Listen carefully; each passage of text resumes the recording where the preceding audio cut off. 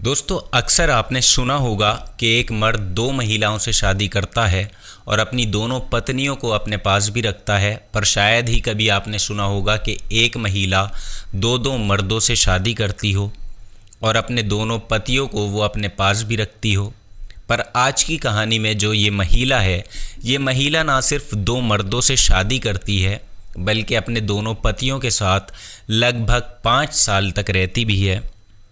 और जैसे जैसे 5 साल का वक्त गुज़रता है, आखिरकार 11 मई 2025 को इस महिला की बड़ी ही बेरहमी से हत्या कर दी जाती है। और सबसे बड़ी बात यह है कि पुलिस जब इस केस की जांच पड़ताल करती है तो ऐसी ऐसी सच्चाइयां सामने निकल कर आती हैं जिसे सुनने के बाद हर कोई हैरान रह जाता है। वाकई में दोस्तों, आज की जो कहानी है ये आपको भी सोचने और समझने पर पूरी तरह से मजबूर कर देने वाली है। आज भी हमारे समाज में न जाने कैसे कैसे विकृत मानसिकता के लोग भरे पड़े हैं, उभरे पड़े हैं। तो दोस्तों नमस्कार, आदाब, बहुत बहुत स्वागत है आज के इस नए एपिसोड में। और आज की जो सच्ची घटना मैं आपको सुनाने जा रहा हूँ, ये सच्ची घटना का ताल्लुक़ है उत्तर प्रदेश के कानपुर शहर से। और दरअसल इसी कानपुर का एक इलाका लगता है पड़ियाना, और इसी पड़ियाना मोहल्ले का रहने वाला था एक संजय शर्मा। और संजय शर्मा जिसकी उम्र लगभग 32 साल के आसपास थी। संजय शर्मा ई रिक्शा चलाया करता था और थोड़े बहुत पैसे कमाता था। संजय के परिवार में उसकी पत्नी बनू शर्मा के अलावा 3 बच्चे भी थे, जिसमें एक बेटा और 2 बेटियां थीं। बनू जिसकी उम्र लगभग 28 साल थी, जो लोगों के घर में चूल्हा चौकी का काम किया करती थी। और तारीख थी 11 मई 2025, शाम का वक्त था। संजय अपनी ई रिक्शा लेकर के नाइट में निकल जाता है और उसके बाद से संजय की पत्नी बनू अपने 3 बच्चों के साथ खाना वाना खाकर गहरी नींद में सो जाती है। और जैसे ही सुबह होती है अगले दिन 12 मई 2025 को संजय का जहां मकान होता है उसके घर के बगल में ही एक खंडरनुमा मकान होता है। और उसी खंडरनुमा मकान के अंदर संजय की पत्नी बनू की डेड बॉडी आसपास के लोगों को दिखाई देती है। लोग जब उस डेड बॉडी को देखते हैं तो फ़ौरन ही इस बात की जानकारी वो पुलिस को देते हैं। और थोड़ी ही देर में पुलिस भी अपनी टीम के साथ घटना स्थल पर मौके पर पहुंचती है। पुलिस जब बनू की डेड बॉडी को चेक करती है तो मालूम चलता है कि बनू के शरीर पे किसी तेज़दार हथियार से कई बार वार किया गया था और उसके चेहरे को भी ईंट से बुरी तरीके से कुचला गया था। हालांकि पुलिस जब वहां पे पहुंचती है तब तक वहां पे बनू की मां लक्ष्मी भी पहुंच चुकी थी। अब पुलिस जब इस पूरी वारदात के बारे में बनू की मां लक्ष्मी से पूछताछ करती है तो लक्ष्मी पुलिस वालों को जवाब देते हुए कहती हैं कि साहब, मेरी बेटी का हत्यारा कोई और नहीं बल्कि मेरा खुद का दामाद संजय है, यानी संजय ने ही खून किया है। हालांकि उस वक्त वहाँ पे संजय मौजूद तो नहीं था, लेकिन थोड़ी देर के बाद संजय को जब मालूम चलता है कि उसकी पत्नी की किसी ने बेरहमी से हत्या कर दी है तो संजय भी वहाँ घटना स्थल पर पहुँच जाता है घबराकर। और उसके बाद से पुलिस सबसे पहले डेड बॉडी को अपने कब्ज़े में लेने के बाद पोस्टमार्टम के लिए भेज देती है और फिर संजय को अपने साथ लेकर के थाने में पहुँच जाती है। और पुलिस जब संजय को लेकर थाने में दाखिल होती है, थाने पहुंचती है, तो पुलिस संजय से कहती है कि दरअसल तुम्हारी सास ने तुम्हारे ही ऊपर आरोप लगाया है कि तुमने ही अपनी पत्नी की हत्या की है। इस पर संजय पुलिस वालों को जवाब देते हुए कहता है कि साहब, पहले नंबर तो मैं पूरी रात अपने घर पर नहीं था, ई रिक्शा लेकर के मैं अपनी ड्यूटी पे निकला हुआ था, और दूसरी बात यह है भला मैं अपनी ही पत्नी की हत्या क्यों करूँगा। हालांकि पुलिस संजय से और भी कई तरह के सवाल करती है, लेकिन पुलिस को भी लगता है कि शायद संजय सच बोल रहा है, उसने खून नहीं किया है। हालांकि पुलिस जब बार बार संजय से सवाल करना शुरू करती है तब आखिरकार संजय अब पुलिस वालों से कहता है कि साहब, जितना सवाल जवाब आप लोग मेरे से कर रहे हैं, एक बार आप लोग अनुज दुबे से क्यों नहीं पूछताछ करते हैं। संजय जब अनुज का नाम लेता है उस पर पुलिस अब सवाल करती है कि ये अनुज कौन है। इस पर संजय पुलिस वालों से कहता है कि साहब, मेरी पत्नी अनुज से भी शादी करके रखी हुई थी और बारी बारी से हम दोनों के साथ वो रहती थी। हो सकता है कि मेरी पत्नी की हत्या अनुज ने ही की हो। अनुज, जिसकी उम्र लगभग 28 साल के आसपास थी, जो इसी कानपुर के प्रहनगर का रहने वाला था।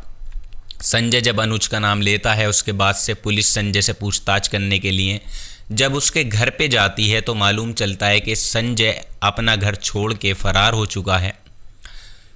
और हालांकि इस बात में कोई सच्चाई थी या नहीं थी, पुलिस अब सच्चाई पता लगाने के लिए फिर से संजय के घर पे जाती है और संजय के पड़ोसियों से अनुज के बारे में पूछताछ करती है। तो पड़ोसी भी पुलिस वालों से कहते हैं कि हाँ साहब, संजय सच बोल रहा है।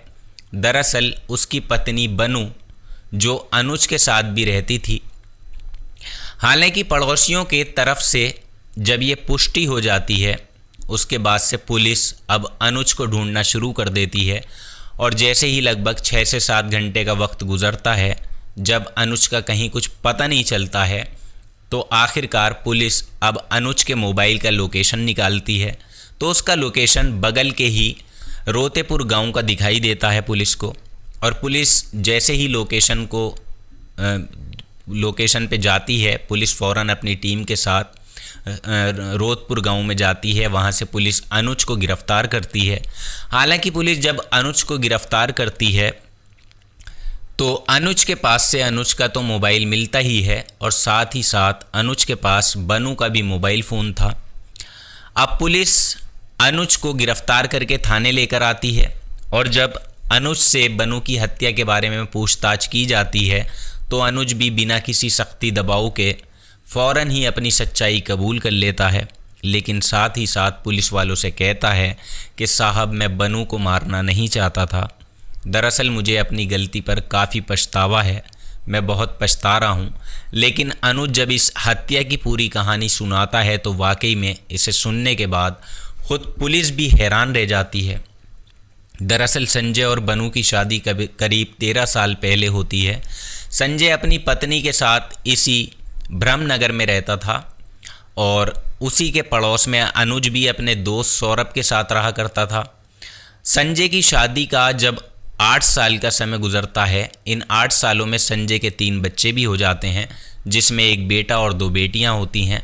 लेकिन पड़ोस में रहने की वजह से अक्सर अनुज संजय के घर पे आता जाता रहता था और जब भी उसके घर पे वो जाता था तो उसकी पत्नी बिंदु से भी बातचीत करने लगता था, बोलचाल।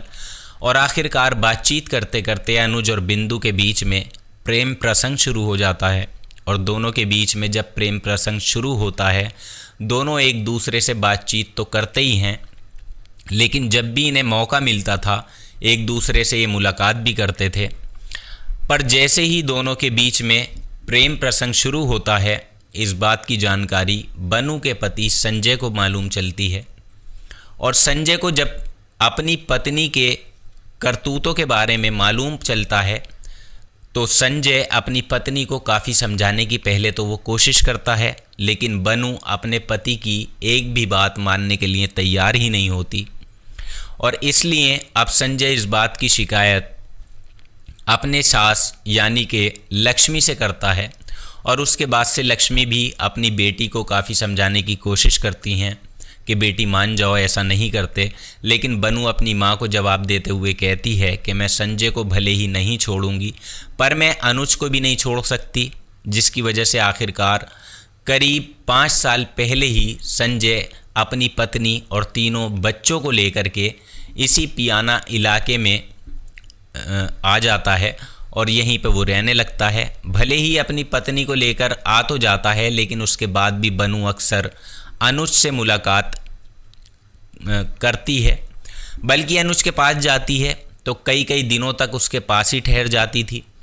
अनुज जो बेइंतहा मोहब्बत उससे करता था, शादी करने के लिए भी कह रहा था, लेकिन बनू उससे शादी भी नहीं कर रही थी और ये सिलसिला लगभग 5 सालों तक ऐसे ही चलता रहता है। और दरअसल उसके बाद से बनू अपने पति की एक बात नहीं मानती है और कुछ दिन अपने पति संजय के पास रहती है और कुछ दिन जाकर अनुज के पास रहती है। यही सिलसिला चल रहा था।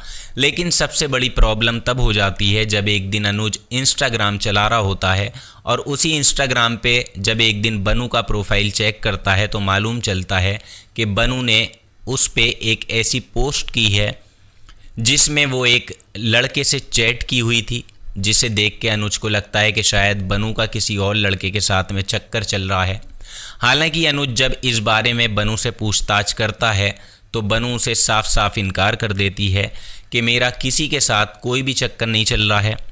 लेकिन ना जाने क्यों अनुज को उसकी बातों पे यकीन ही नहीं होता है और अनुज अभी इधर बनू को समझा ही रहा था, तभी इसी बीच एक दिन बनू उसी लड़के के साथ अपना फ़ोटो डीपी पे लगा लेती है और जैसे ही उस फोटो को अनुज देखता है, अब अनुज को पूरा कन्फर्म हो जाता है कि बनू का उस लड़के के साथ में अफेयर चल रहा है। हालांकि इसके बावजूद भी जब अनुज बनू से उस लड़के के बारे में पूछता है तो बनू से झूठ बोल देती है उससे कि वो लड़का सिर्फ मेरा दोस्त है, उसके साथ मेरा कोई चक्कर नहीं चल रहा है। लेकिन अनुज के दिमाग में इस प्रकार का शक पैदा हो गया था कि अब अनुज को लगता था कि शायद कहीं उस लड़के की वजह से बनू से छोड़ के ना चली जाए और इसलिए अनुज बीच बीच में बनू को बार बार समझाता है कि उस लड़के को छोड़ दो, लेकिन बनू उस लड़के को छोड़ने के लिए तैयार ही नहीं होती है। अनुज को जब पूरा यकीन हो जाता है कि लाख समझाने के बावजूद भी बनू उस लड़के को नहीं छोड़ने वाली है, तब आखिरकार अनुज मजबूर होके बनू को सबक सिखाने का फ़ैसला करता है और एक प्लानिंग करता है और यही इरादा करके 11 मई 2025 को रात के करीब 9 बजे के आसपास पड़ियाना में बनू के घर पे वो पहुंच जाता है। लेकिन उससे पहले ही बनू का पति संजय, जो अपना ई रिक्शा लेकर ड्यूटी पे निकल चुका था, जब बनू के घर पे ये पहुंचता है उस वक्त बनू के तीनों बच्चे भी खाना खा के सो चुके थे। बनू को लेकर छत पे ये चला जाता है और छत पे जाने के बाद भी अनुज बनू को काफ़ी समझाने की पहले तो कोशिश करता है कि तुम उस लड़के को छोड़ दो, हमारा रिश्ता बहुत अच्छा है। लेकिन बनू उससे लड़ बैठती है और इस लड़ाई झगड़े में अनुज इस प्रकार से गुस्से में आ जाता है कि गुस्से में ही अपने पास से एक तेज़दार हथियार निकालता है और उसी हथियार से बनू के ऊपर एक के बाद एक करके कई सारे वार करता है, जिसकी वजह से बनू की घटना स्थल पर ही मौत हो जाती है और उसकी चीखें भी निकल रही थीं। उसके बाद से अनुज बगल से ही एक ईंट उठाता है और उस ईंट से बनू के चेहरे को भी पूरी तरह से कुचलता है और फिर उसकी डेड बॉडी को बगल में जो एक खंडरनुमा मकान पड़ा हुआ था, छत से उसी में उसे खंडरनुमा मकान में फेंक देता है और उसके बाद से बनू का मोबाइल अपने साथ लेकर वो सीधा अपने घर पे जाता है और इस पूरी वारदात में बनू के भी कपड़ों पे खून लग चुका था। अपने घर पे जाकर के कपड़े चेंज करता है वो और फिर अपना और बनू का मोबाइल लेकर स्विच ऑफ कर देता है और वहाँ से फ़रार हो जाता है। तो वाकई में अनुज जब ये पूरी कहानी पुलिस को बताता है, उसके बाद से पुलिस अनुज को गिरफ्तार तो कर लेती है, लेकिन साथ ही साथ अनुज पुलिस वालों से कहता है कि साहब मैं बनू को मारना नहीं चाहता था, मुझे गुस्सा आ गया। दरअसल मैं उसे हर सोमवार को गंगा नहलाने के लिए ले जाता था और मैं उससे बेइंतहा मोहब्बत भी करता था। मैं उसे शादी भी करना चाहता था उससे, लेकिन वो मुझे धोखा दे रही थी, इसलिए गुस्से में आकर मैंने उसे मार दिया। लेकिन मैं उसे मारना नहीं चाहता था, मैं सच कह रहा हूँ। इसलिए मैं आप लोगों से रिक्वेस्ट कर रहा हूँ कि अनुज की अंतिम प्रक्रिया में दोबारा जो है वो जो भी है वो अंतिम प्रक्रिया थोड़ी देखभाल के की जाए। अनुज की एक बात नहीं सुनती है पुलिस, उसे ज़िला अदालत में पेश किया जाता है जहां से उसे जेल भेज दिया जाता है। तो दोस्तों इस कहानी को सुनाने का मतलब किसी को परेशान करना या किसी का दिल दुखाना नहीं है, बल्कि आपको जागरूक करना है। और इस कहानी को लेकर आपकी जो भी राय हो नीचे कमेंट सेक्शन में ज़रूर लिखिएगा। साथ ही आप कहां से कहानी सुनते हैं नीचे कमेंट सेक्शन में अपना नाम और अपने शहर का नाम ज़रूर लिखें, क्योंकि आने वाली वीडियोज़ में मैं आप सभी लोगों के नाम लूँगा। तो आज के एपिसोड में इतना ही। अपना और अपनों का ख्याल रखिएगा। जय हिंद, जय भारत।